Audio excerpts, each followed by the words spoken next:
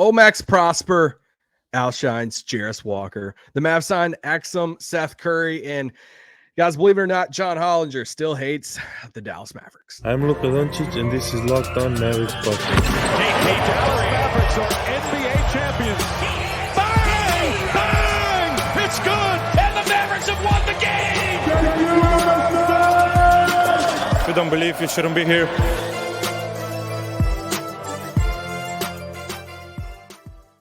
Welcome to Locked On Mavs. This is one of your co-hosts, Isaac Harris, contributor, Mavs.com, Studio 41, The Corner 3, basically digital content with the Mavs.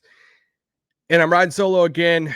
I think Nick's going to be back on Sunday night, so last solo pod with me until Nick comes back. But wow, what a fun win for the Mavericks. I think it's honestly one of my favorite Summer League games that we've had in a long time. But if you're watching on YouTube, thanks for watching on YouTube. Leave a comment below, anything below. Gosh, okay, let me put this for a question. This season coming up is over, when Omax Prosper's rookie season is over, where will redrafts have him? How far up will redrafts have Omax Prosper after this rookie season? We're buying all the hype. We're drinking all the Kool-Aid right now for Omax Prosper. But also, if you're on Subtext, I shot a few things on Subtext today. Thank you for that. And I was going to put up the thing on the screen, but now I can't even find it. So too bad. But no, honestly, you could go to the description on the pod on YouTube or wherever you listen to podcasts. And this is a way for us to communicate with you guys, shoot you a text on the latest rumors and news for the Mavs, who's playing, who's not playing. We got some fun things planned for this coming season of how we're going to use that. And it's a way to support us also. So you can go to the description, click on the subtext link there on how to subscribe and all of that. All right, I think that's all at the top. Let's do a little family business, a little house cleaning at the top before we start talking about the game, because I'm obviously going to talk about Omax Prosper. Making Jarace Walker look like he's a second-round pick. A couple different things. Tim Cato dropped a piece on The Athletic. I think we're going to save there, or at least I'm going to save it, because this is a weekend pod. Weekend pods are kind of bonus for us, and so they don't have the same exact format, and they're a little shorter typically. So I might save the whole Cato rumor, Detroit. Got some subtext questions about it today. Bojan, Killian Hayes for Tim Hardaway, JaVale. Probably looking at those 2 second-round picks in that deal, at least. But yeah, I'm curious about it. It obviously doesn't solve anything with the center spot, the big man spot, but the Bojan addition to this team, I think, would be pretty cool. It's, he's a bigger guy, a bigger wing. So to add another guy into that mix with, Bojan, because he is, just kind of like a bigger version. But I do like some of his playmaking and stuff too. So I would be a fan of adding him to the team. The Flyer and Killian Hayes, sure, I don't see really how he fits, but we can talk more about it. Now I'm starting to get into it because I've been thinking about it more. But Braxton Key had the game-winning dunk for the Mavericks the other night. He got signed to a 2-way contract by the Denver Nuggets right in the middle of Summer League. So obviously he didn't even play in this game yesterday against the Pacers. So shout out to him. Excited for him. Tweeted out during that game. I was like, I kind of like what I've seen from Braxton Key. Just in some little moments and little things he does in the game. Obviously, the Denver Nuggets liked what they've seen from him too. So he got signed to that 2-way contract. Dante Exum, Seth Curry officially signed by the Dallas Mavericks.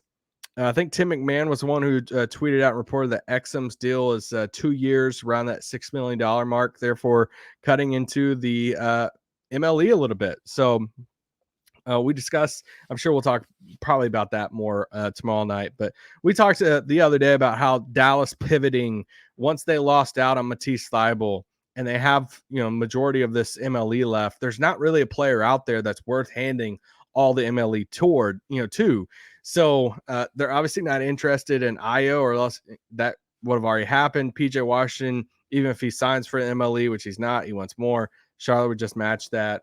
which little interesting stuff with PJ Washington and the Hornets with Jake Fisher's Yahoo report. But yeah, it's not the end of, I don't think it's that big of a deal that Exum goes into the MLE because they're not really using it at this point. So we'll see how they use him. I think that's all the house cleaning stuff at the top, or house cleaning. Let's talk about this game. What a fun game. I don't think I've seen a more competitive ending to a blowout than this game, because the Mavericks were in this unique situation to where, they needed to, they were 3-1, and they basically, they're 2-1, now they're 3-1. They needed to break the tiebreaker with these G League playoffs. If you care about the G League playoffs, I don't really give a crap at all. But in order to break the tie, they go by point differential. So Dallas not only needed to win this game to keep their playoff hopes alive, but they needed to win it by at least 27 points. And the players knew that on the bench. AJ Lawson confirmed that after the game. And yeah, it was just wild because they were trying to win by 27. They were up by 23, 24, 26, and everybody's playing super hard. So fourth quarter, but none of the good players are really in the game. Some people tweeted at me and was like, "Hey, should I be this upset that the Mavericks set their best players or not?" I'm like, "No, you shouldn't. But if you are, cool. I'm not going to tell you. I mean, that's up to you. I got bigger things to worry about right now than the Mavericks setting Mike Miles in the fourth quarter, so they win by 23 instead of 27 in the summer league." My wife was one of those people who on Friday, in which this game was being played, she's like, "Hey, you want to go out tonight?" It's like, yeah, that actually sounds pretty good. Ooh, no, sorry, we can't. 6 o'clock, Mavs Pacers Summer League. I gotta watch Omax. I got a date with Omax tonight. So my wife left the house without me and took our daughter and was like, "All right." My son and I just chilled, watched little Omax do his thing. Speaking of Omax, Olivier-Maxance Prosper was drafted in the 20s. Thank you to the Sacramento Kings again for giving us a player that we enjoy. They did the same thing last year in Jaden Hardy. And he played Jarace Walker. So Jarace Walker was a top 10 draft pick this past year for the Indiana Pacers. I like Jarace Walker a lot, so it's kind of hard for me to like take shots and have fun with it and all of that. But Omax played like the top 10 draft pick today. I mean, you had two power forwards, two fours guard each other and kind of go at each other a little bit. And Omax was the better player today. Like, Omax drove on him 3 separate times and got to the rim. Like, Jarace Walker's main calling card was his defense and his versatile defense. And I don't know if he just didn't get the scouting report that Omax can actually dribble, or he was just, I don't know, honestly, what he was doing. I think, honestly, my theory about this is he was kind of, because he let this other guy get past, I can't remember who it was, get past him later in the game. I'm like, you're doing this on purpose. It's like he's trying to get the block, but he couldn't get the block on Omax. And then that third time the Omax got past him for the bucket, he actually fouled him and won. And I'm like, dude, like, Prosper's making him look dumb out there. Like, it looks like Omax was the top 10 draft pick and Jarace Walker was the pick in the 20s in this game. And I get it, it's summer league. It's our job to overreact here and have fun with it. But I was super, super hyped, like a lot of you guys. I mean, Derek Lively and Omax started this game. First few minutes of this game was just so much fun. And you're like, oh, let's go. I mean, there were blocks. Lively had that massive block, off the backboard. He had a couple massive dunks. Omax had the play in which, his defender went for the steal, kind of overreached there for it. Omax had a kind of drive to the paint. This guy tried to get in his way. Two-handed dunk. That was awesome. And yeah, man, like, as a Mavs fan, like, this is what Summer League's supposed to be. You're supposed to have fun. And I had fun watching Summer League today and not watching like bad basketball. And yeah, all that. Let's take a quick break and then we'll be right back talking about more Mavs, and I got to talk about John Hollinger's tweets tonight because it's the weekend and Nick's not here, so I can put Hollinger on blast because this guy is so salty about the Dallas Mavericks, and it's actually pretty dang funny. All right, this podcast is brought to you by, drum roll please, FanDuel. FanDuel, our friends at FanDuel, they have some odds up for the Women's World Cup. I was looking at that starting up pretty soon. The outright winner for the Women's World Cup coming up is USA is plus 240. After that, you have England at plus 430. You have Spain at plus 550. You have Germany at plus 750. Australia plus 1100, and France at 1300. USA at plus 240 as the favorites in that. And we got two USA women as the favorites for the Golden Boot. Alex Morgan at plus 500. Sophia Smith at plus 700. So if you think that the United States of America is going to win the Women's World Cup, you can head to FanDuel. Take your first swing at betting on FanDuel. Get 10 times your first bet amount in bonus bets up to $200. That's right. Just bet $20 and you'll land $200 in bonus bets, win or lose. That's $200 you could spend betting everything from the money line to the over-under to who you think is going to be the winner in the World Cup. Just sign up today. Visit FanDuel.com/lockedon to get your $200 in bonus bets. That's FanDuel.com/lockedon. Bam. The transitions are amazing on here. Here we go. You ready? No, that's not it. Oh, here we go. Let's go. See how smooth that was? I'm getting better. Am I?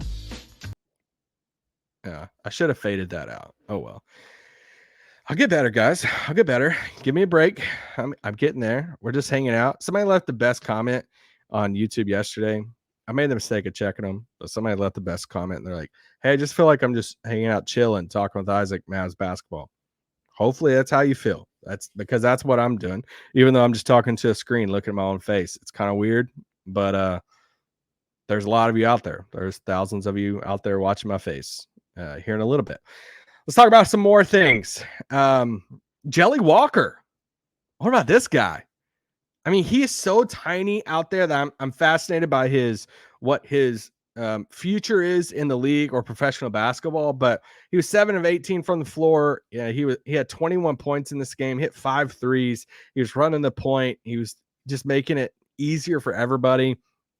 I liked a lot of what I saw from him tonight. And Taze Moore he was a plus 26 in this game if you want to do the plus minus stuff. He had 8 boards, had a monster dunk later in the game when Nico was talking, made Nico's eyes go up a little bit. It's like, all right, let's go. Getting the GM's attention there. I know I talked about Omax already, but I didn't say his stat line. He had 18 points. He was 7 of 12 from the field. Those drives to the basket. He had 5 boards, 2 of those are offensive rebounds. He was a plus 19 once again, if you care about plus minus in summer league. And AJ Lawson with 24 points in this game. AJ Lawson, what a dunk in transition. That was a lot of fun. Mike Miles dishing it to him, or it could have been Jelly Walker. My bad if that was Jelly.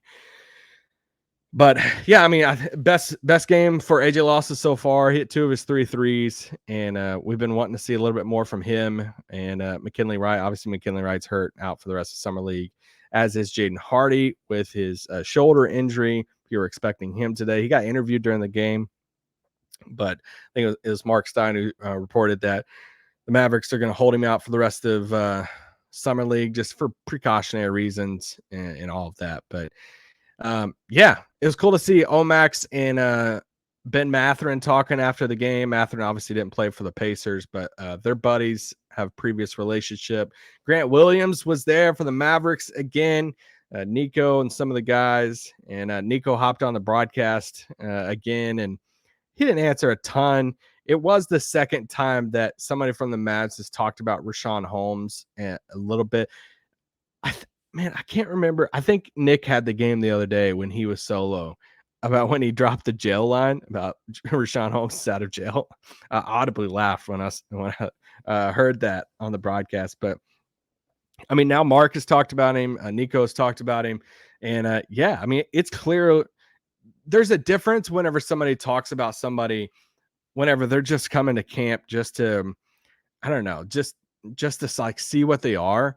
But they're both, I mean, they're both talking about him in a way of like, yeah, man, like we're excited about it. We're excited to get him in here. He hadn't played in a couple of years. And that was when Nico was saying that today. Richaun Holmes hasn't played for like 2 years. And we think he can get back to the old Richaun Holmes. That's the part that I'm saying, like, we haven't seen him play for so long. It's hard for me to even have an opinion on him. So I'm really fascinated to see what type of big man he is for Dallas if he gets some run and all of that. But yeah, that was enough. The big man rotation is something Tim Cato touched on in the Athletic piece, and I'll save some of that for Nick on Sunday night. Let's talk about the Jared Dudley in-game interview here. What did y'all think about it? Did y'all like it? Did you think it was chaotic? Because at first I was like, all right, if there's anybody to do this, it's Jared Dudley, right? The most like charismatic, fun dude to do this in the middle of a game, head coach in the middle of the game. And for like the first 30 seconds, I was like, oh, this is kind of cool. Then I got like kind of annoyed by it of like, this is really chaotic. And then I kind of went back to liking it because then they shifted their questions to, because at first they were trying so hard. So if you didn't watch it, they put this headset on Jared Dudley. He's literally coaching the game. They start off talking to him and he's like sitting on the bench. The game's going on. He's talking and answering a few questions. Well, then he gets up and they're like, yeah, so Jared, you know, what are you looking for in the players? Move, hands up. All right, go, defense. I'm like, what are we doing? Like, what is this? What, I don't know what we're accomplishing. But then they shifted their questions to, hey, what does it mean whenever you're telling your defense to shrink? Like, what does that mean? And he's like, oh yeah, I'll tell you what, you know, and he's like breaking down what he's hollering at the players. And I was like, all right, this is kind of cool. So then I started thinking about like who would be cool to do that in the NBA. I wouldn't say Jason Kidd's high up my list on that because, yeah, I mean, he probably just wouldn't say it a ton for that. But anyway, let me know how you feel about it because I went back and forth and I was kind of like I was in on it, then I was out on it, and then I was like back in on it. So Jared Dudley in-game interview. I'm trying to pull up the John Hollinger tweets because they're just absolutely incredible. All right, so Hollinger. Let's talk about. So he used to work for the Grizzlies, works for the Athletic now. I like a lot of his work. So this has nothing to do with his work. I love a lot of the stuff he writes and everything. And so he was also one of the most outspoken voices about the Mavericks inventing tanking last year and deciding to, I mean, let's take a moment real quick. You know, the Mavs lost 2 games on purpose. I know you've never heard of that before, and no one has ever done that in the NBA. I know teams have never. I mean, can you imagine if teams like went into a season and said, hey, we're going to tank this season from the beginning of the season? Or can you imagine if teams like halfway through the season started setting their star players so they would lose more games to get a draft pick? I can't imagine if that happened in the league because the Mavericks did it for 2 games, and I just can't imagine it. And he was one of the main voices that was so upset about it. That was just, I mean, the Mavericks disgraced the like integrity of the game. I'm having fun with it now. Hollinger tweets tonight. In terms of violating the code, in all caps, of unwritten rules, where does running up the score in a summer league game so you can qualify for the summer league playoffs fall? This guy is, I mean, I'm hoping he's like joking about this. But he's literally tweeting about the Mavericks trying to win by 27 games and him having an issue about it. And I'm like, all right, pick your lane, bro. Like, what? You're upset that the Mavericks didn't go for the playoffs before and the integrity of the game. Now they're trying to win by a certain amount so they can try to make the playoffs. And now you're upset again. I love when people find their like icks and they get so upset about them. And you know what's just super funny about it is because the Mavericks lost those 2 games, they obviously got they got to keep their 10th pick, which they in return end up turning into Derek Lively, Omax Prosper, and Rashawn Holmes. Guys, if Rashawn Holmes actually like plays well for the Mavericks, can you imagine a world in which Lively is the center of the future? Omax is a stud on the wing that he's looking like, and Rashawn Holmes is like the starting center for the Mavericks or something and playing really well. And it's all because they lost those 2 games. You know how mad it's going to make people like John Hollinger and the people who got so upset, the Bill Simmons of the world, that the Mavericks lost those 2 games because, as we all know, the Mavericks invented tanking. Oh, just loved it. It was just incredible. I just love those tweets. And yeah. All right. What else y'all want to talk about? It's 21 minutes. I don't know why I'm saying this like we're live because we're not. Max Prosper, man. I mean, I don't know what else to say about him. I mean, some people are texting me tonight about Pascal Siakam. I expect him to be in the rotation. That's all I know. I don't know if it's going to be starting. I would be shocked if it was starting, but he's a first round pick and he's playing dang good basketball. I mean, he's even looking a little bit better than what I thought he would. I went into, summer league saying, hey, it's not going to be about stats for him. Like, it's going to be all the dirty work. It's going to be some steals. It's going to be the rebounds. It's going to be the individual defense and all this stuff. He's actually scoring a little bit more than I thought he would. I mean, he had 18 points in this game. He had a good scoring game the other day. And for all the people, I kind of just want to throw the Dorian Finney-Smith comp out the door because he's better than Dorian. Like and I love Dorian. Like, I love Dorian, but especially when Dorian came into the league, he's so far advanced with the ball in his hands, and he's a better defender than what Dorian was. And I think that's going to be the lazy, easy comp for some national people or people who are not watching Omax as closely in summer league or know too much about his game. They're just going to look at him like, oh yeah, he's Dorian Finney-Smith. It's like, no. He's a little bit more advanced than where Dorian was. So I'm excited about him. You know that I'm going to stay excited about him. I've been wrong on a lot of draft people over the years. And then some of them I'll hit on. And Omax is one of the dudes that I really like. And not to end the podcast on a somber note, but I can't help to think this is the first draft summer league in all of this without John. And I can't help to think of what John would think about Omax. Because he fits the bill of the guys that John would tell me about to look for and things about him and all of that I know John would have loved Omax. So yeah, it's tough. I wish I could shoot him a text and about some of these highlights and all of that, but I'm sure he's enjoying it. But guys, Mavericks won again, the 3-1. It was a fun game of summer league basketball. That's what summer league is supposed to be. And yeah, they got another game coming up soon, and then they'll be coming home from Vegas. And then we're not going to have Mavs games for a pretty long time until later on this fall. So Nick and myself will have you covered. Thanks for watching today, and yeah, we'll catch you on Monday morning. Peace out. Let me find the exit thing. Where's it at? Here we go. Boom!